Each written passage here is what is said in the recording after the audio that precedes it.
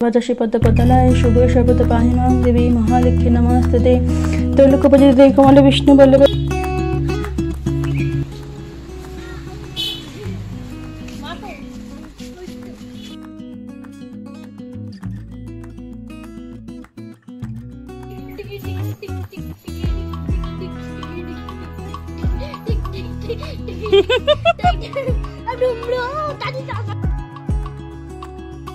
नमस्कार केमन आছেন সবাই পাপিয়া ঘোষ ব্লগসে আরেকটি নতুন ব্লগে আপনাদের স্বাগত জানাই। আজকে গত বৃহস্পতিবারের ব্লগ এটা। তো সকাল সকাল উঠে রান্না বান্না কমপ্লিট করে নিয়েছি। আরাধ্যা এমনিও গরমের ছুটি পড়ে গেছে, আর ওর বাবা আর দাদু খাওয়া দাওয়া করে অফিসে রওনাও হয়ে গেছে। তো কাজ মোটামুটি হাফ হয়েছে, আর এখনো হাফটা বাকি। জানিনি তো আজকে বৃহস্পতিবারের পুজো কিন্তু প্রচণ্ড বড়, মানে একটা টাইম নিয়ে করতে হয়। আমার তো অনেকক্ষণ লাগে, প্রায় 1.5-2 ঘন্টা সময় লেগে যায় পুজো করতে। তো আজকে সকালে উঠেই ওই জন্য কাচাকাচি, জামা কাপড় কাচাকাচিও হয়ে গেছে, ঘরদোরগুলোও পরিষ্কার করে নিয়েছি। এখন শুধু এই গ্যাসের টেবিলটা মুছবো আর এই বাসন কটা মাজলেই আমার কাজ হয়ে যাবে, মানে রান্নাঘরের কাজ বা পরিষ্কার ক্লিনিংয়ের কাজগুলো মোটামুটি হয়ে যাবে। তো আজকে সকালবেলা চন্দনা ফোন করে বলছে, ওর দুটো ছেলেও বলছে যে আজকে একবার আসো না আন্টি। আর আরাধ্যাও খুব বায়না করছে চন্দনা আন্টির বাড়ি যাবে বলে। তো যেহেতু ওদের এখন সামার ভ্যাকেশন চলছে, তাই পড়ার চাপ একটু কম। তো ভাবছি বিকালবেলা একবার যাব, ওকে একটু ওখান থেকে ঘুরিয়ে নিয়ে আসবো, ওর ভালো লাগবে। পড়ার চাপে তো আর খেলাধুলা হয়েই ওঠে না প্রায়, স্কুল টুল থাকলে। যেহেতু এখন একটু সামার ভ্যাকেশন আছে, তো এখন চাপটা কম, একটু খেলার সময়ও পাবে। তো ভাবছি যাব, গেলে আপনাদের সাথে অবশ্যই কিন্তু শেয়ার করব। তো চলুন, আমি এখানে বাসনগুলো মাজা হয়ে গেছে, আর তারপরে এই কিচেন টপটাও একটু পরিষ্কার করে নিচ্ছে। আমি এটা প্রত্যেক দিনই করি, তাতে করে আর মানে পরে গিয়ে ডিপ ক্লিনিং করতে হয় না। আমি প্রায় প্রত্যেক দিনই মোটামুটি ডিপ ক্লিন করে নিই। কিচেন টপটা পরিষ্কার রাখার চেষ্টা করি, একটু সার্ফের জল করে তার মধ্যে কাপড় একটা ভেজা, যেটা নাকি কিচেন পারপাসে ইউজ করা হয়, এরকম একটু কাপড় ভিজিয়ে নিয়ে আমি প্রত্যেক দিনই একবার মুছে নিই। তারপর একটা ভালো জল দিয়ে আবার কাপড়টা ভিজিয়ে আবার একবার মুছে নিই।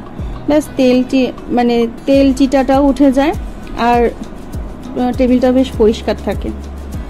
তো আজকে আমার হাতের যে চুড়িগুলো আমি অল টাইম ইউজ করি, সেগুলো আমি পরিষ্কার করব। তার জন্য আমি অনেকদিন ধরেই ভাবছিলাম করব, কিন্তু হয়ে ওঠে না। স্কুল থাকলে তো জানিনি ভীষণ হেক্টিক টাইম থাকে। তো আজকে ওই জন্য বের করে নিয়েছিলাম এটা। কালকে রাতেই আমি এটা বের করে একটু ভিম লিকুইড দিয়ে জলে চুবিয়ে রেখেছিলাম। তারপরে এই কাজের ফাঁকে একটা ব্রাশ দিয়ে একটু ঘষে নিয়ে এলেই দেখুন পুরো চকচক করছে, একদম নতুনের মতন। সমস্ত যে খাঁচে ডিজাইনের খাঁচে যে নোংরাগুলো ছিল, সেগুলো একদম চলে গেছে। তো এই যে আমি পরেও নিয়েছি, কিন্তু একটা পরেছি, আর একটা পরতে পারবো না, কারণ ওদিকে আর একটা হাতে তো এরকম ফোসকা পড়েছে। তার আগের দিনই ফোসকা পড়েছে, আপনাদের সাথে শেয়ার করেছে আগের ব্লগে, পাবদা মাছ ভাজতে গিয়ে। তাই জন্য ওটা আর পরছি না, ওটাতে ঘষা লাগলে খুব কষ্ট হচ্ছে। তো ওটা থাক, আমি আর একটা পরে নিয়েছি। তো চলে এসেছি ঠাকুরের বাসন মাজতে। ঠাকুরের বাসনটা বললাম যে বুধবার করে আমি মেজে রাখি, কিন্তু আর হয়ে ওঠে না। তো আমি ঠাকুরের বাসন তেঁতুল দিয়েই মাজি, কারণ আমার কাঁসার বাসন, পেতলের বাসনগুলো না তেঁতুল ছাড়া একদম পরিষ্কার হয় না। এমনিতে বিভিন্ন রকম বাজার চলতি পাউডার পাওয়া যায়, কিন্তু ওইগুলোতে আমার হাতে বড্ড বেশি প্রবলেম হয়। তো আমার তেঁতুলটাই বেশি প্রেফার করি। আমি তেঁতুলটা কিনে নিয়ে এসে একটু সরষের তেল মাখিয়ে একটা কৌটোর মধ্যে বাইরেই রেখে দিই, তাতে করে অনেক দিন ওটা ভালো থাকে। আর তেঁতুল দিয়ে দেখুন এই যে মেজেছি, কি সুন্দর পরিষ্কার হয়ে গেছে। তো আমার ঠাকুরের বাসনও মাজা হয়ে গেছে। তো চলুন এবার পুজোটা করে নিই।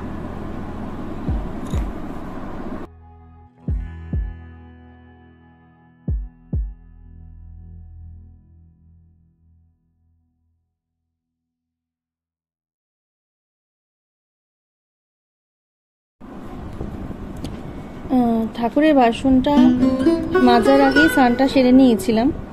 তো স্নান সেরে আমি এখানে পুজো দিতেও চলে এসেছি, শুধু জামাটা একটু চেঞ্জ করে নিয়েছি। আজকে বৃহস্পতিবার, তাই প্রত্যেক বৃহস্পতিবারই আমাদের বাড়িতে সব কটা ঠাকুরকেই আমরা মালা পরানোর চেষ্টা করি। মোটামুটি আমার শ্বশুরের ঘরে যত কটা নাকি আমাদের ঠাকুরের মূর্তি মানে ফটো আছে সেগুলো, প্লাস আমার শাশুড়ি মার ফটোতে, প্লাস সিংহাসনে যতজন ঠাকুর আছে সবার গলাতেই মালা দেওয়ার চেষ্টা করি, কারণ প্রত্যেক বৃহস্পতিবারই প্রচুর মালা আসে আমাদের বাড়িতে। তো ঠাকুর পুজো দিতে শুরু করে দিয়েছি। প্রথমে সবকটা ঠাকুরকে ভালো করে পরিষ্কার করে নিয়েছি, করে নিয়ে মালাগুলো পরিয়ে নিয়েছি। তারপর শিবকে আমি একটু ঘি মধ্যে মাখিয়ে গঙ্গা জল ঢালছি, ঢেলে নিয়ে উঠাবো, উঠিয়ে চন্দন মাখিয়ে আমি শিব ঠাকুরের স্নান সারব। তো এখন যা গরম পড়ছে না, একটু বেশি জলেই শিব ঠাকুরকে স্নান করাতে হয়। প্রথমে একটা গ্লাসে করে বেশি করে জলে স্নান করি নিই, তারপরে অল্প করে ঘটিতে গঙ্গা জল নিয়ে শিবের মাথায় ঢালি। আমি কিন্তু অনেক ছোট থেকেই, ক্লাস 7-6 থেকেই আমি শিবের উপাসনা করি। প্রত্যেক সোমবার নিষ্ঠা করে আমি শিবের মাথায় জল ঢালি আর নিরামিষ খাই। আগে এক তরকারি মানে এক সিদ্ধ ভাত খেতাম আতপ চালের, এখন আর সেটা করা হয়ে ওঠে না। আমি এখন নিরামিষ খাই। প্রতি সোমবার আমাদের বাড়িতে সবাই নিরামিষ খায়, আর আমি উপোস করেই জলটা ঢালার চেষ্টা করি।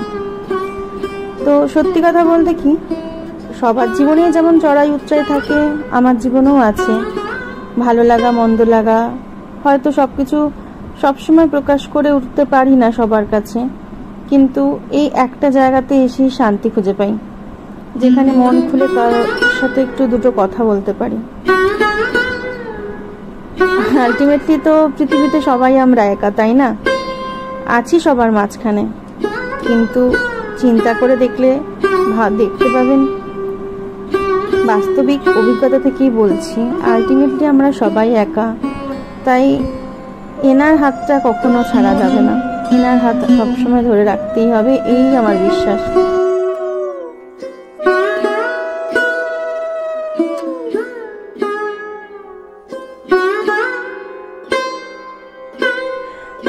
চিত্তাং পুণ্ডরিকাক্ষং শিবং দেবদশদিনারিকেশং ঋষিকেশং ভবিষ্যং বরদর্শং বিদর্শং গুণধ্বজং জনার্দনং জনানন্দং জনকী বল্লভং জয়ং প্রণমামি সদা সত্যনারায়ণং মতপরম নমো বিশ্বস্বরূপশুভদশিতপদলায় শুভশকতকাহিমাং দেবী মহালক্ষ্মী নমস্তুতে। তৈলকোপজিতে কমলে বিষ্ণু বল্লভে জগতাং সুসুতে কৃষ্ণস্ত্রে শ্রীকমলা লক্ষ্মীস্ত্রা ভূতিদের পদপদলা সম্পদ স্থিতি পদহারিণী দ্বাদশ সতী নবমী লক্ষ্মী সংপূজ জপদ স্থিরে লক্ষ্মীগত সুপুত্রদার দেবী সহ ওং গণ গণপতায় নমঃ ওং গণ গণপতায় নমঃ ওং গণ গণপতায় নমঃ। ওং ত্র্যম্বকং যজমহী সুগন্ধিং পুষ্টিবর্ধনং পূর্বার্কং বন্দনাং মৃত্যুর্মোক্ষীণহিতার্থং ত্র্যম্বকং যজমহী সুগন্ধিং পুষ্টিবর্ধনং পূর্বার্কং বন্দনাং মৃত্যুর্মোক্ষীণহিতার্থং। হে কৃষ্ণ করুণা সিন্ধু দীনবন্ধু জগৎপতে গোপীশ গোপিকা কান্ত রাধা কান্ত নমস্তুতে।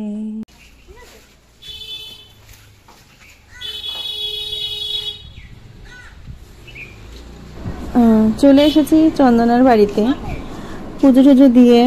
ভাবছিলাম একটু বিকেল করেই আসবো সন্ধ্যের দিকে, কিন্তু চন্দনার এই দুটো ছেলে বারবার ফোন করছে, আর এদিকে আরাধ্যাও বারবার জোর করছে মা চলো। তো এখন বাজে বিকেল 4টে, তা গরমকাল বলে এখনো দেখুন কি রোদের তেজ বাইরে। তো চলে এসেছি ওদের বাড়িতে 4টের সময়, একটু বেশিক্ষণ খেলতে পারবে এই আশাতেই ওদের বারবার ফোন করা। তো যাই হোক, মাঝে মাঝে ছোটদের কথাও রাখতে হয়। চলে আসার সাথে সাথেই তো খেলা শুরু হয়ে গেল ওদের। আসলে এই ছোটবেলাটাই খুব দামি, আমার মনে হয় এই ছোটবেলাটা তো সবার কাছেই খুব দামি, কারণ এই একটা সময় আছে যখন নিশ্চিন্ত নির্ভাবনা শুধু খেলা করে যাওয়া যায়। এই সমাজ পৃথিবী কোনো কিছু সম্পর্কেই কোনো রকম ধারণা বা কোনো চিন্তা থাকে না। তো যাই হোক, আমি চলে আসার পর চন্দনাকে বললাম একটু তোমার বাগানটা ঘুরে দেখাও। ও নিজে খুব সুন্দর মেনটেন করে বাড়ির এই প্রত্যেক কটা গাছ। ওর বাড়িতে প্রায় 6-7টা রকমের জবা গাছ আছে, তো বিভিন্ন রকমের ফুল গাছ আছে, প্রায় 4-5টা রকমের লঙ্কা গাছ আছে, অনেক রকমের গাছ আছে ওদের বাড়িতে। লিলি থেকে শুরু করে টগর 2-3 রকমের সব কিছুই ওর বাড়িতে 4-5টায় পুরো গাছে ভর্তি। উঠোনটা অনেকটা বড়, তার চারপাশে প্ল্যান মাফিক খুব সুন্দর গাছ লাগানো, তার মধ্যে নীলকণ্ঠ, অপরাজিতা, তারপর ধুতরা, সব রকম ফুলই ওর বাড়িতে অ্যাভেলেবেল আছে। তো আমি এর আগেও এসেছিলাম, কিন্তু আপনাদের সাথে এবার শেয়ার করবো বলেই ওকে বললাম চলো তোমার বাগানটা একটু ঘুরে দেখি। তারপর ও আমাকে দেখাচ্ছিল, আর আমি যেহেতু লঙ্কা মানে একটু ঝাল পছন্দ করে, ও আমাকে লঙ্কা ছিঁড়ে ছিঁড়ে দিচ্ছিল। যদিও ওর গাছে লঙ্কাটা সেই দিন সকালবেলাতেই ও সব ছিঁড়ে নিয়েছিল, তাই একটাও ছিল না, তো তাও 2-3টে পেয়েছিল, তো ওটাই আমাকে ছিঁড়ে দিয়েছে। আর তার পাশে দেখুন এই যে লিলি গাছটা কি সুন্দর, এটা 12 মাস ফুল দেয় না, কিন্তু এই গরমকালটাতেই বেসিক্যালি এখানে ফুলটা হয়। আর এই যে জবাটা, এই জবাটা দেখুন বেশ থোকা জবা, কড়িটাই দেখুন কতটা বেশ ফ্লাপি, থোকা জবা, মানে পুরো একটা হাত সমান জবাটা ফোটে লাল রঙের। আরও চারপাশে অনেকগুলো জবা গাছ দেখুন চারপাশে। আর বাড়ির ঠিক পেছন দিকটা তো কলা গাছ লাগিয়েছে, সেখানে দেখুন একটা ছোট্ট মোচা হয়েছে, কলা হয়েছে, আমাকে সেটাই দেখাচ্ছিল।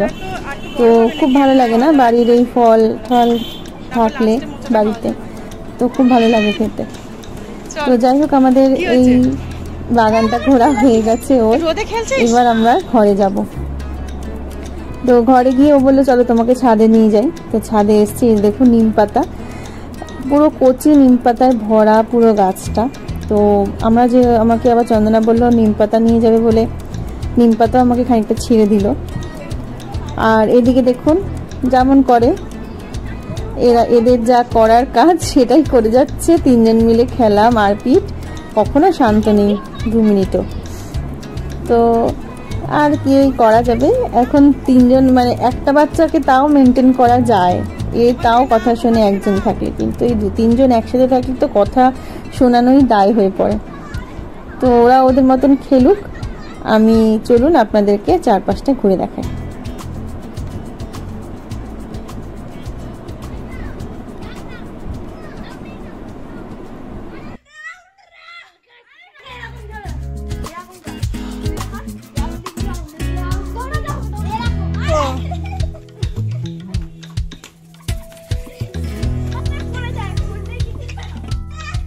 কি গাছ? নিম গাছ। নিম গাছ? আর এটা কি? নিম ফল? নিম পাতা। এগুলো গ্রেপস। গ্রেপস? নিম গাছে গ্রেপস হয়েছে? না। হ্যাঁ খাই তো, হ্যাঁ নিলেও তো হয়, কচি নিম পাতা আছে। হ্যাঁ নেব। যারা দেখছেন আমাদের এইদিকে মা